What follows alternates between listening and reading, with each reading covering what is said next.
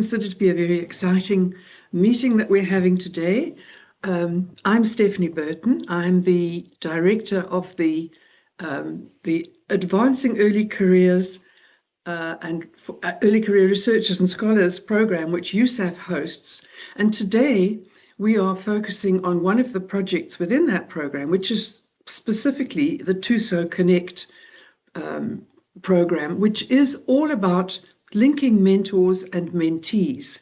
And I'm just going to ask my colleague Nobele if you would just put that poster back up on the screen for a minute.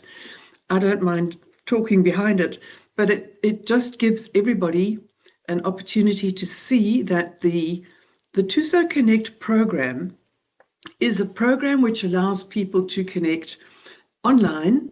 It has no cost attached. And what you see there is a QR code which will take you to the site if you would like to know more about it. You're going to hear today about an aspect or some aspects of mentoring, but we are doing this under the auspices of the Thuso Connect program. So I hope that everybody who's here and joined us today will take the opportunity later to look up Thuso Connect. It's on the USAF website, and it certainly provides some opportunities for people who are interested in either being mentors or being mentored as a mentee. What we have today, though, is the first of a series of workshop masterclasses which we are hosting on the USAF website as part of our program, and looking particularly at mentorship and what it means to be a mentor.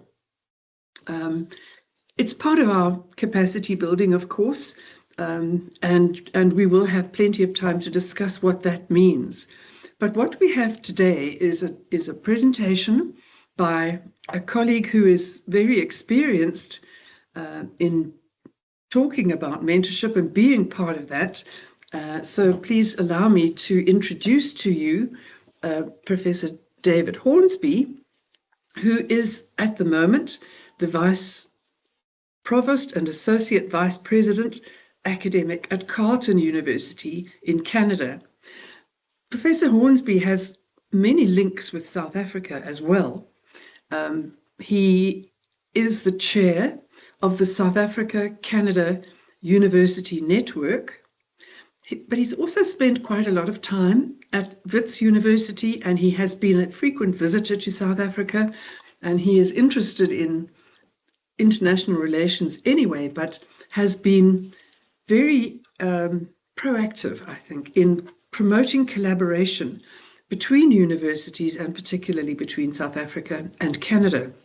So we're very privileged to have him today to talk to us about mentoring broadly. And you will have seen from the poster that we have had sent around that he's going to talk about his experiences of mentorship across different areas and what it means to be a good mentor and what a good mentor is.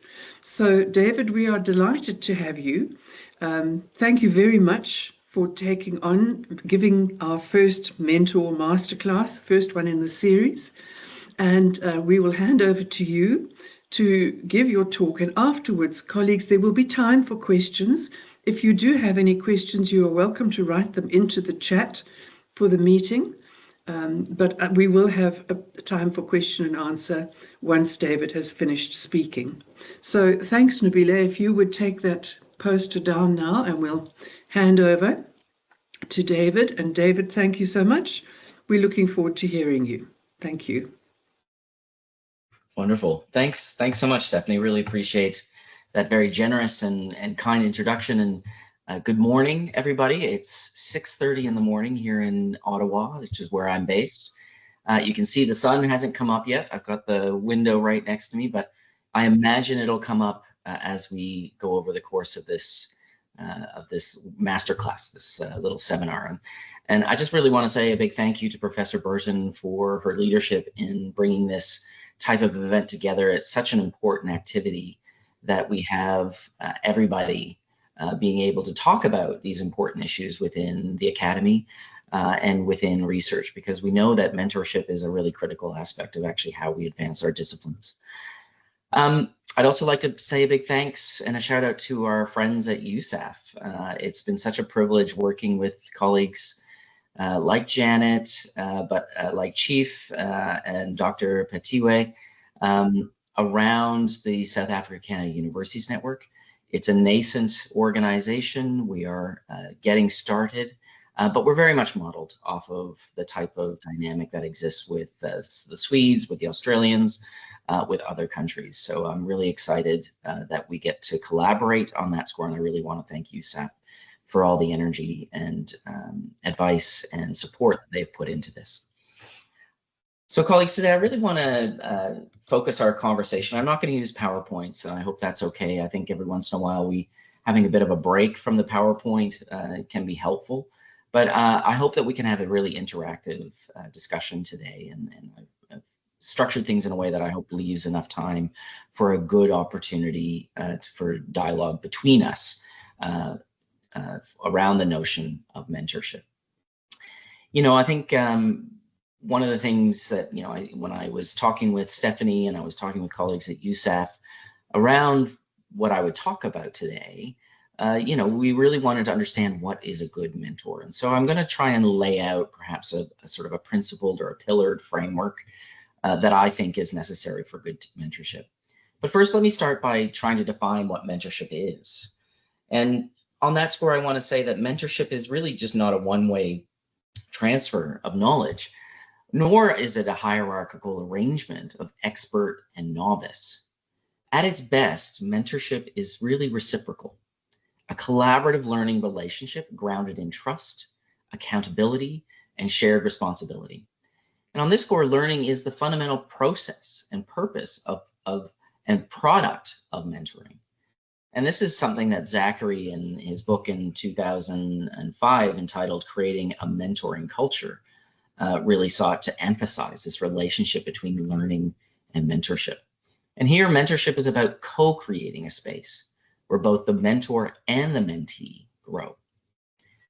So just in this sort of initial first few minutes, I wonder if folks wouldn't mind in the chat putting, actually just first reflect by yourselves on any informal or formal mentorships that you've had in the past. And in that, think of a word that best represents what that mentorship provided to you. And if you wouldn't mind sharing that word in the chat, that'd be great. Let's just take a few minutes to do that.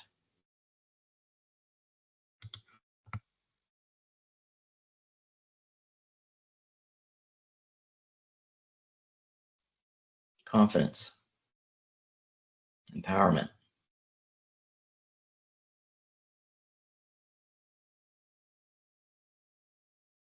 safe, I like that, achievement, inspiration, trust, wisdom, clarity. Yeah, look at these are great words. Guidance, direction,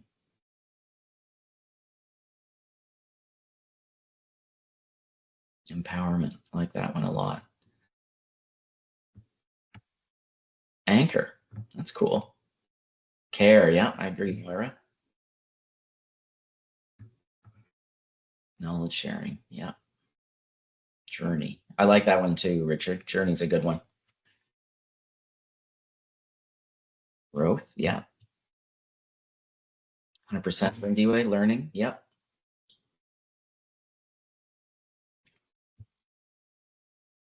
Support. These are some great words coming through, and they make a lot of sense. I fully agree. Collaboration, inspiration. Yeah, there's some good themes emerging here. These are all companionship. Absolutely, these are all benefits of mentorship, and I think these are really, you know, positive reflections here, colleagues. Thank you. So for today, I really want us to frame our discussion in relation to, I think, a set of principles and themes. And I'm going to try and draw my own journey to suggest why 3 pillars in particular, I think, matter. And those 3 pillars are context, hope, and discipline. So let's dive into pillar number 1. So when I began my academic career at the University of the Witwatersrand, as you know, at the heart of, many of our universities in South Africa are at the heart of the post-apartheid project. It was, at WITS, in dialogue with colleagues like Brenda Leibovitz from the University of Johannesburg and Roxana Osman, currently the DVC academic at WITS, that the notion for me of socially just pedagogy came alive, not as a theory, but as a lived practice. Teaching meant confronting, in this regard, histories of exclusion, amplifying marginalized voices, and reimagining what a university could be. From there, in my time at WITS, I was there for about 10 years. From there, I moved to the University College London, which was an institution founded by Jeremy Bentham's ideals of social justice and intellectual openness. And in 2018, I returned to Canada, to Carleton University, an institution born to service veterans and rooted in public purpose. Each of these contexts have reminded me that universities are not ivory towers. They are embedded in their societies, shaped by disruption, and called to serve the greater good. We see this more clearly than ever today. Students want learning that speaks to the world's grand challenges. They seek flexibility, real-world experience, and preparation for an uncertain future. And they want universities to see them as whole people, holding multiple commitments, identities, and aspirations. And we know now that students in particular want to feel welcome, belong, and matter in our university environments. What do I mean by that? Well, welcome means that students can see themselves at university and at the universities that they choose to attend. By belonging, I mean that they can be themselves in the institutions that they attend, their authentic selves. And by mattering, what do I mean? That their ideas are valued and the experiences that they have, that they bring to the table, are reflected and taken seriously. In this light, pedagogy itself becomes, dare I say, an act of social justice. Thinkers like Gramsci and Freire remind us that education is always about power, possibility, and social change. To teach is to choose whose knowledge counts, whose voices are heard, and what futures we imagine together. So for me, socially just pedagogy rests on 3 particular commitments.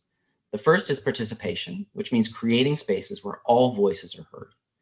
The second is representation, where we ensure knowledge reflects diverse perspectives. And the third is agency, which is about empowering learners to shape their own futures. These commitments ask us to align our institutional practices, from hiring, promotion, and evaluation, with our aspirations for equity.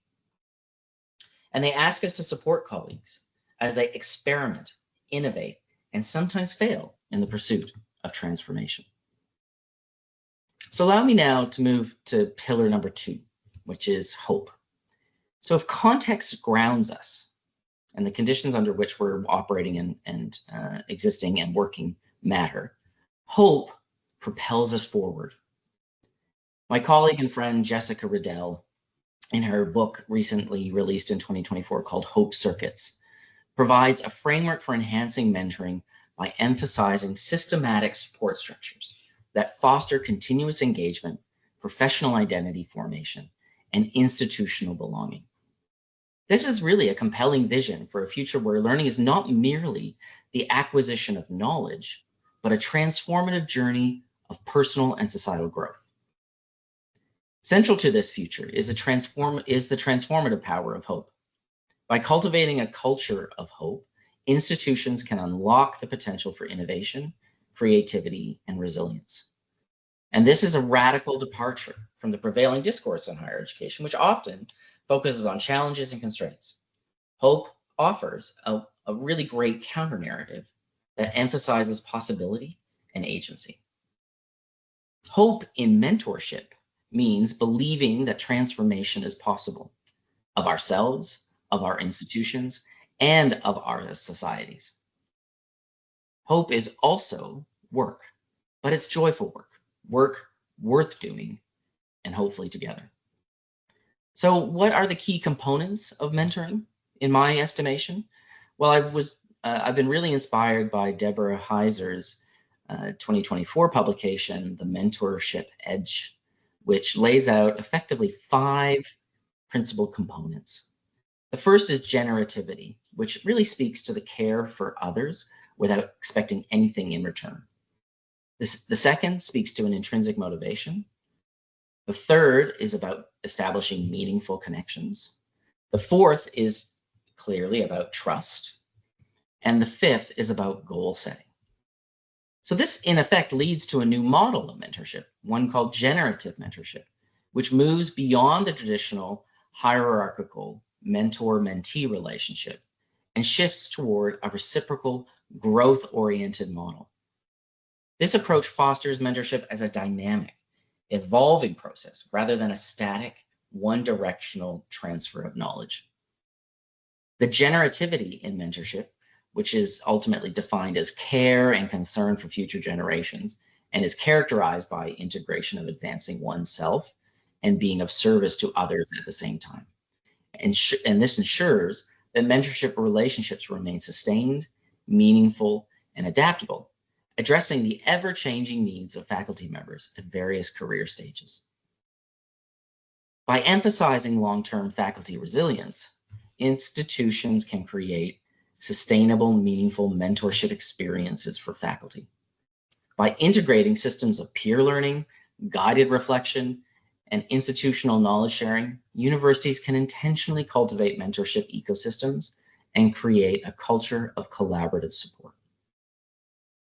So here I want to sort of stop and maybe engage in another activity, which is, what are some of the most significant challenges you faced at the beginning of your faculty career? And how could mentorship assist you in these challenges? And I'd love if people wanted to put something in the chat in this regard, but if there were a couple of people who wanted to, maybe speak and reflect, that would be wonderful too. Why don't we take a couple of minutes just to do that?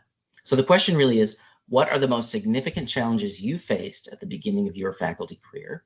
And how could mentorship assist you in these challenges? In terms of who wants to speak, I think maybe raise your hand using the raise the hand function.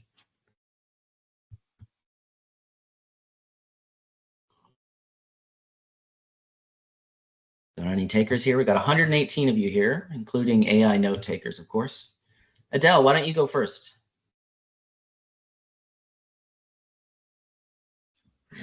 Good afternoon. Am I audible, Prof? Yes. Okay. Good afternoon. I think for me, being in academia, I feel like some of the things are gatekept in academia, and there's so much politics. So having a mentor, preferably who's not in the same institution and from somewhere else, helps with guidance for sure. The most simplest things, they provide clarity on those, because somehow they're not in competition, if I could say that, with you. So they're not gatekeeping anything. And I find that they also have the time to explain. They're there to help you grow. So there's a lot of things that you can go back and refer. In industry, it's really, especially for emerging researchers, it's really, really difficult, because you find out, for example, people have been publishing for the longest time, but you ask a simple question like, what is it that I do? And nobody can actually explain it like in layman's terms. So I feel like that's where a mentor really, really assists, because there's always someone you can refer to, someone who knows the challenges of the industry, one, but two, who's also there to help you through the baby steps and to give you the guidance that you need, especially within those fields. So that's what, for me, it helps. Thank you. Thanks, Adele. I really appreciate that reflection. We have Madlakala up next. Did I pronounce that correctly? Forgive me if I didn't.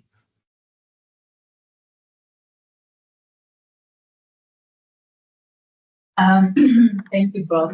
For my end, I think especially speaking as an emerging researcher, I would say that the greatest challenge for me when I came into the academic space was a lack of representation in my current environment. Because although I did find mentors, there's definitely a barrier when you don't have, some level of shared lived experience, which, like it or not, informed by background to an extent. So I found that quite challenging in the beginning. Thank you. Yeah, that's an important reflection. Thank you for bringing that up. That absolutely is, when you have colleagues who understand where you've come from and what the experiences you've had, shared experiences, lived experiences, that is really important. And that's a big challenge, particularly in South African academia, is to create a more diverse academy, to make sure that people can be seen and that there are communities that emerge in that respect. I know that's been a really critical effort across South African universities for many years to try and diversify the academy. Thank you for raising that. Moses, I'm coming to you in a sec. I just want to note in the chat, we've had some really good interventions here about a lack of guidance on the academic processes, throwing into the deep end and learning to swim. Having people there who can help guide through the intricacies of our complex and convoluted institutions. Absolutely. There's a comment about being uninformed about almost everything. So yes, it's about learning the institutions, and mentorship can be really important. And then the big issue of language absolutely is a big one. So that's important. Thank you for those contributions, colleagues. Moses, why don't you go ahead?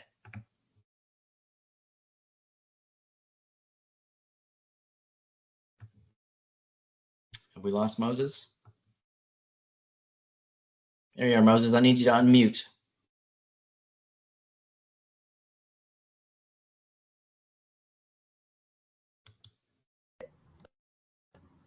Okay, can you hear me? Yes, go ahead. Thank you. So, like yourself, I have traveled and I started my first teaching in a state university in Nigeria.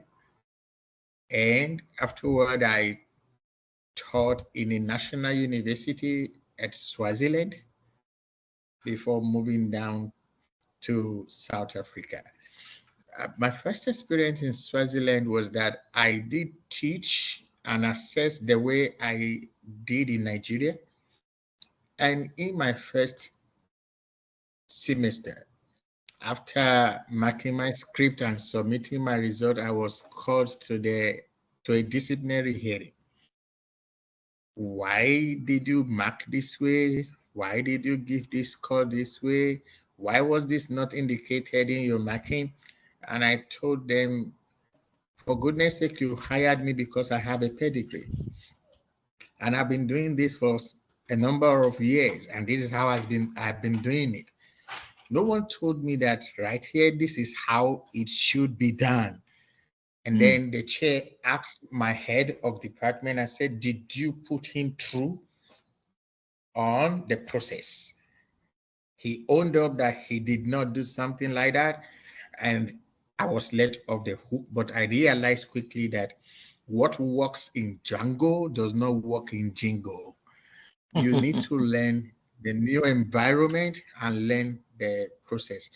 So for me, mentoring is about someone who is bringing you under their arms to put you on the right leverage and give you the right perspective of your environment and give you a direction, not holding my hand, but pointing in the right direction to go. And I find that this is very difficult to get in our universities. Professors own their niche and they see you as competition if you want to stand under them. And others are sitting in silos. And those who are saying, let's collaborate, actually want to get some performance unit credit through you. So you begin to look at it and say, who is my mentor? How can I get the right support? And I think for me, that is what I am looking forward to in this program. How do I look for the right mentor? How do I get the right guidance so that I don't stumble along the way? Thank you very much. Yeah, thank you for that very personal reflection, Moses, and I appreciate the vulnerability and in terms of speaking about some of the challenges you've encountered personally. Those sorts of things sound very familiar. Universities are environments, again, that have written and clear expectations laid out, but then there's all sorts of informal, unwritten expectations. And this is where mentorship can be really helpful in translating things like institutional culture around marking. Now, ideally, in terms of good practice, right, institutions should be far more transparent about what the expectations are for marking and grading practices. But we know not everywhere is there yet. And maybe that's something that you as an emerging and an early career scholar can work on with your institution to establish a clear set of guidelines that allow you then to be aware as you're coming in around those types of expectations. But clearly mentorship matters in this respect. Now I just want to again highlight a few things that are being said in the chat here. You know, Mpo mentions the bottleneck effect and only a few favored grow.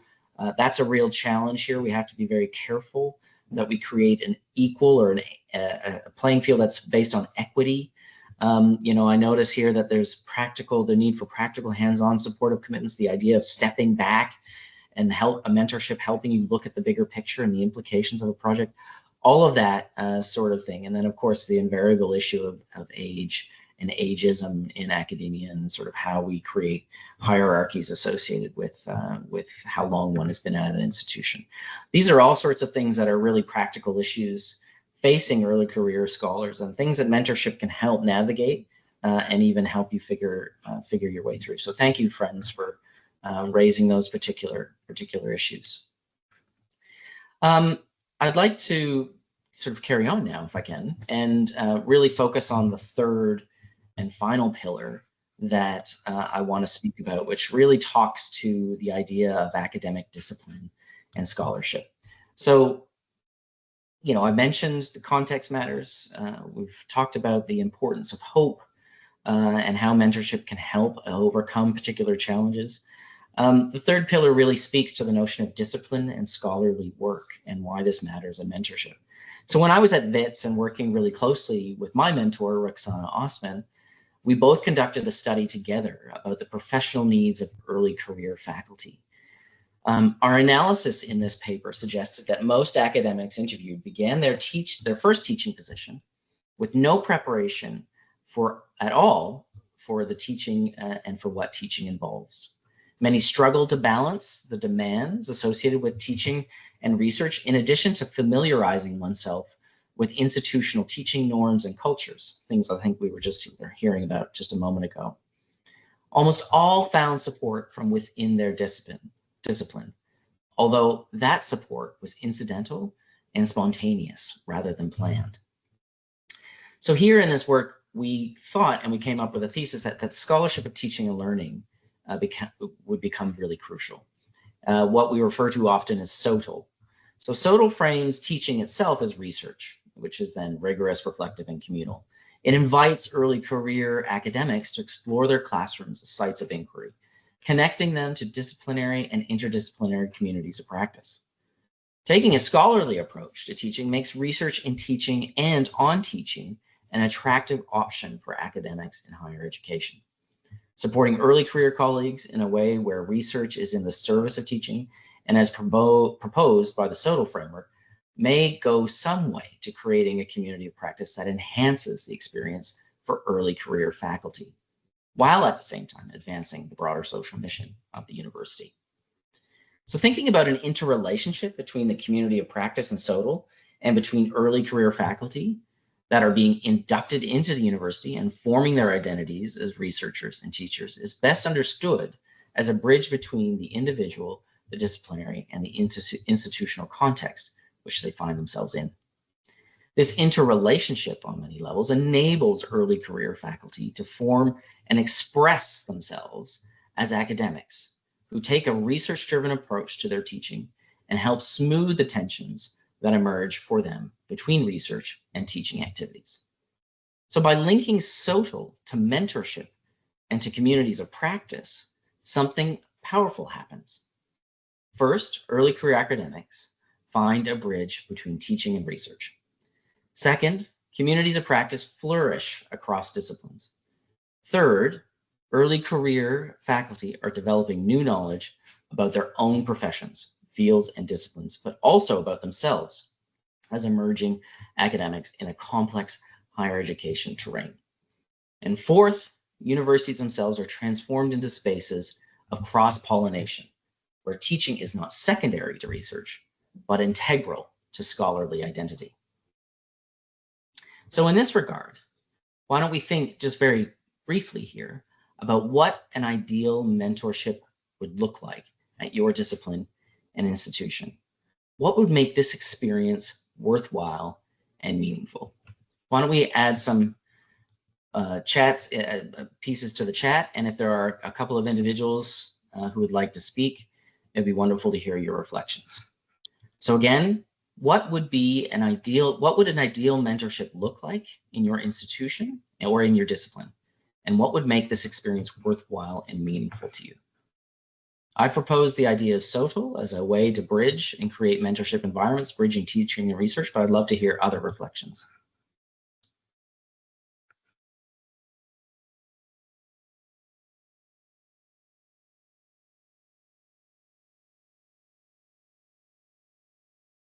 Research cohorts, Louis. Yeah, that's a good one. Anybody want to speak about their reflections?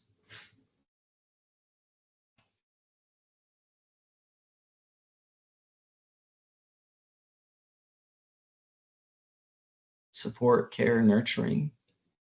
Thuso. Guidance, empowering, professional and ethical, structured mentoring. Yeah. Sorts of things would be good. What do people think about the notion that the thesis that I'm proposing here of mentoring based in disciplines as being something that's really important to emphasize? Is that something for you that's relevant and important, or do you think that there's more to this than that? It can be cross-disciplinary. Honest feedback, yeah. Having colleagues who actually want to mentor, that's important too. Yes, Emma, thank you.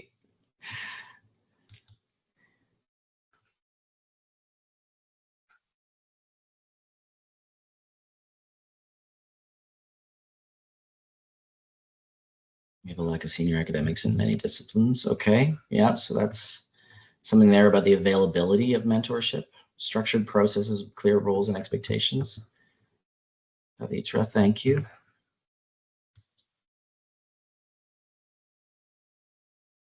These are great reflections, colleagues, and I gather that folks are talked out. So why don't we keep carrying on here? So thank you for those things. Yes, and on many levels, ideal mentorship is very conditional on particular structural things within our institutions, the availability of people, the willingness to do so. So a cultural issue, in addition to a number of other factors, namely, whether or not the academy is sufficiently old enough or experienced enough, should I say, in order to satisfy that mentorship space. In some institutions that isn't, and that makes a lot of sense. So for me, mentoring in practice, a good mentor is really somebody who shares common attributes. They're available, they're supportive, they're collaborative, honest about their limits, and invested in the mentee's growth. Conversely, mentees, can't be passive in this. They must take initiative. They have to clarify the goals that they're seeking and have to be willing to reflect on their own learning. And the benefits of this are really profound. We see, according to the literature, high career satisfaction, stronger teaching, more robust research, smoother navigation of tenure and promotion, and perhaps more importantly, the cultivation of future mentors. So one of the popular guides for mentees and mentors is often known as the GROW model. So what does GROW stand for? Well, it stands for goals, reality, options, and way forward/will. So when we talk about goals in that GROW model, what do you hope to achieve out of a mentoring relationship? Reality, what is the context for that current situation? Options, what could you do? And how could you move towards that goal? And then the way forward will is about identifying specific steps and obstacles, in many levels, creating an action plan. So as I conclude my formal remarks today, mentorship at its heart is really about possibility. Why does mentorship matter? Because early career colleagues are entering the academy in a time of disruption. They're facing heavy workloads, systematic inequities, and the constant demand to be both excellent researchers and inspired teachers. Alone, this can be overwhelming, but together, through mentorship, it becomes survivable and perhaps even joyful. When done well, mentorship challenges power dynamics and makes space for equity, representation, and belonging. It integrates teaching and research, not as competing demands, but as shared inquiry. And it creates communities of practice where colleagues can risk failure, exchange insights, and grow together. So let me end with a provocation and an invitation. Each of us has the power to plant seeds of mentorship. What seed will you plant so that the universities tomorrow are more just, more connected, and more humane? Thank you.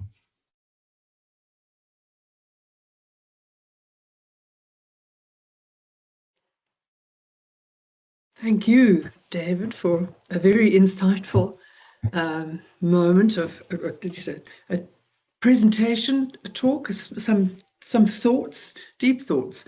I am sure people have questions, and of course, we invite everybody who has a question to raise your hand or to put it into the chat. But to kick it off, David, can you comment a little more on the perspective of the mentor rather than the mentee, and the approach that can be taken to make it a positive and productive experience for the mentor, as well as being guided as a mentee? Yeah. Thanks, Stephanie. I think that's that's really important. I mean, I think mentors have to be really clear about what they can give in a dynamic. Often there's also a viewpoint here that that mentors know everything and know all the answers, and that is often not the case. And when I started out the talk today, I was really clear to emphasize the duality of the relationship, and that is a mentor and mentee relationship is about mutual growth and mutual exchange. And so, for mentors, it's really important to come at this from an orientation and a disposition of mutual learning. Not that they come in with all the answers, that they know more automatically. That is obviously the case, particularly around institutional dynamics. But it's an orientation in terms of how we relate to each other from a mentor-mentee type of dynamic. So it's really important, I think, on that score for mentors to be clear that they're open, that they want to learn as much as they want to convey, and that they're interested in engaging in a mutual dialogue, as opposed to necessarily a didactic sort of one-way information dump, like you should do this. These are the steps you should take automatically just because I did them. That sort of thing I think needs to be avoided, or nuanced, dare I say. And if I can reflect just briefly too, Stephanie, my own experiences of mentorship, my most positive mentee, my most positive engagements were with mentors who were interested in my ideas, and who were, clearly engaged with the way I thought about the world and intrigued by it and wanted to find ways to connect into it and align or link up. And that I found to be the most productive types of dynamics. Yeah, David, I don't know if you've seen in the chat, Pavitra has asked an interesting question there about how a mentor can be guided to ensure that they're effective and that they are doing it correctly. And then I see there is a hand up afterwards. Yeah, no, I think that's a great question, Pavitra. And I mean, if I knew that answer, I think I could become very rich by selling that solution. I think everybody is unique, and what you have to recognize with the mentor-mentee relationship is that there's an inherent element of naturalness to it, right? You can't force a mentor-mentee type of relationship. So if somebody is not willing or interested to engage with you in the manner that you need as a mentee, then I think you need to look for a different mentor, and you just have to be really, really clear about that. It doesn't mean you have to be that the relationship has to be conflictual or full of animus or anything like that. It's just a recognition that that isn't satisfying what you need. So yes, on the one score, I think, mentors need to be aware and more self-aware and available.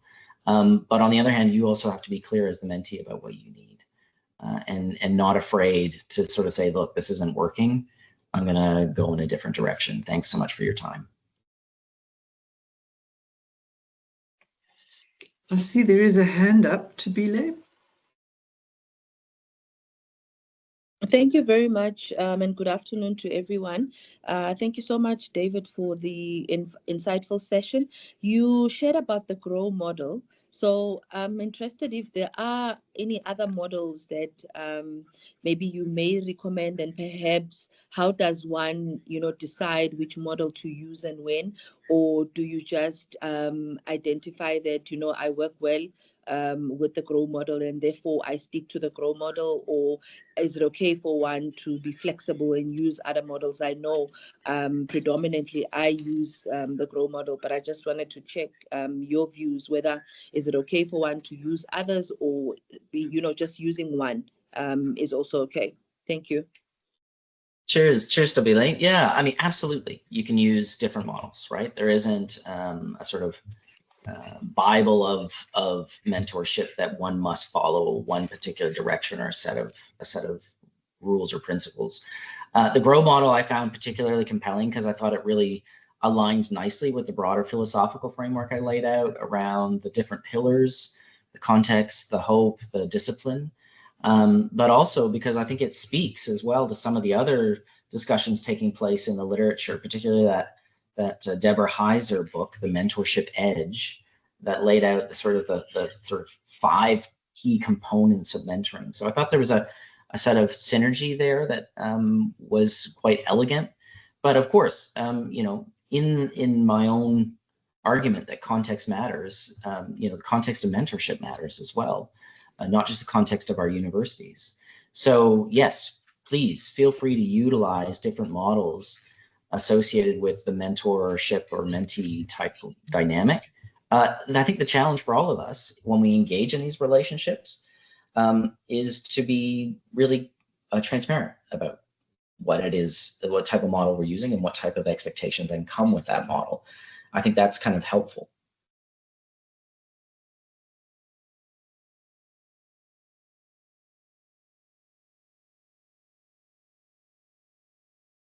Colleagues, anybody else like to ask a question? Oh, there's one in the chat there.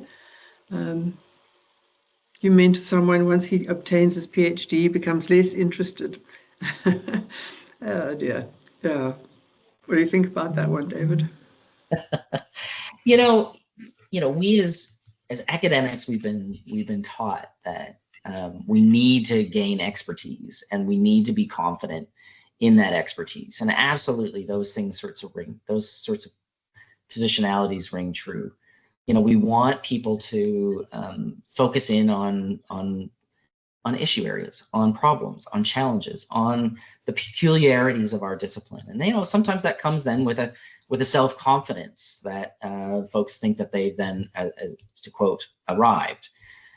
The important piece across our journeys as academics, and this is regardless of the mentor-mentee relationship, but just in terms of orientation, is to be consistently and constantly curious and to recognize the limits of our own knowledge. I mean, I have to admit, like in the whole process of doing my PhD and then, entering into a scholarly career, starting out at WITS, has been, a recognition of the limits of what I actually know.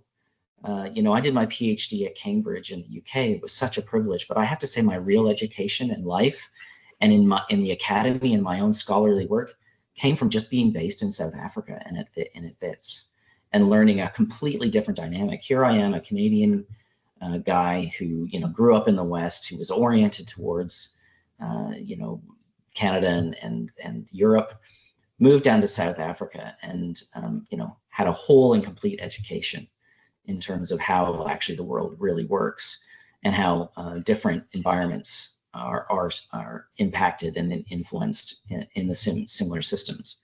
So, if I'd come in and acted as if I had arrived and maintained that orientation, I would not have been successful in South Africa. And we have to remember that, you know, there's a degree of humility that we all need to maintain. And that humility needs to be based in an interest and a curiosity and a willingness to continually learn and to change our ideas going forward. So, you know, I think in those types of relationships where somebody is oriented like that, it's about finding ways to help them understand that there are different orientations, there are different ways to relate to each other. And certainly there's a heck of a lot out there that they might not understand.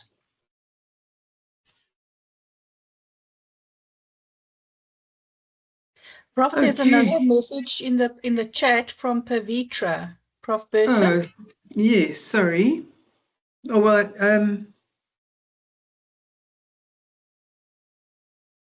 that's a different one. Yeah. Or did we cover that one? Yeah.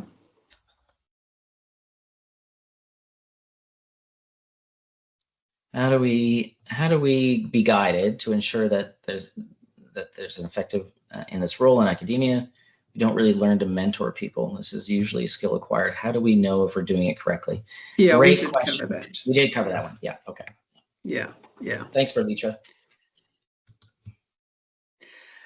Okay. Well, I don't see other comments or hands, and we actually have almost used up our time.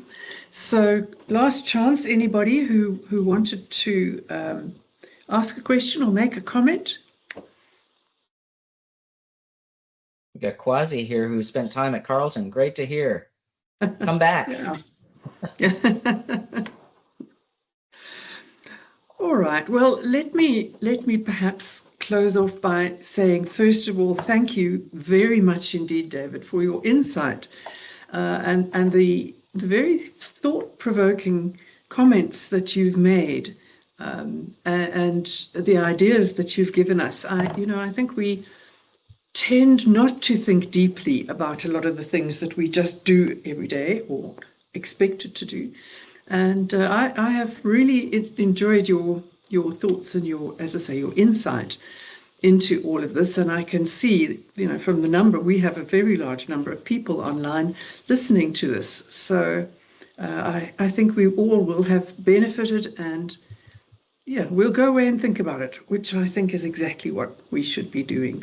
So thank you so much for your presentation, and I hope that we're soon going to see you back in South Africa, and hopefully we'll be able to meet in person again, and we can, I'm sure, arrange some further interaction on this program. But thank you very much indeed for that presentation. Colleagues, let me just remind you, or tell you, in case you are not aware, this is a series of masterclasses. We have another 2 which will still happen this year. The next one will be on frameworks for mentoring, insights from research and practice, and I think David has actually laid the foundations for that very effectively today. And then that's on the 23rd of October, and then on the 20th of November, we have one on mentoring for emerging academic leadership, cultivating young leaders with confidence, vision, and integrity. So these are all lofty titles for, I think, very important sessions, and I hope that everybody will be interested to join. We will, of course, be sending out the notifications, and David, of course, you will be very welcome to join us for our future masterclasses as well. So let me just say thank you to the USAF team who have been helping to make this presentation happen and the meeting. And thank you for all of the work that they do in promoting our meetings and advertising, informing everybody of what's happening and making sure that the presentation works across so many different institutions and for so many people. And finally, thank you, everybody in the audience, for joining us. Thank you for your interactions, and I hope that we'll have you again to join us in our next masterclasses. So thank you, everybody. Enjoy the rest of your afternoon. David, enjoy the rest of your day. Thank you. Thank you. Have a good day, everybody. It was really fun. Take care. Thanks so much. Thank you. Bye-bye. Bye.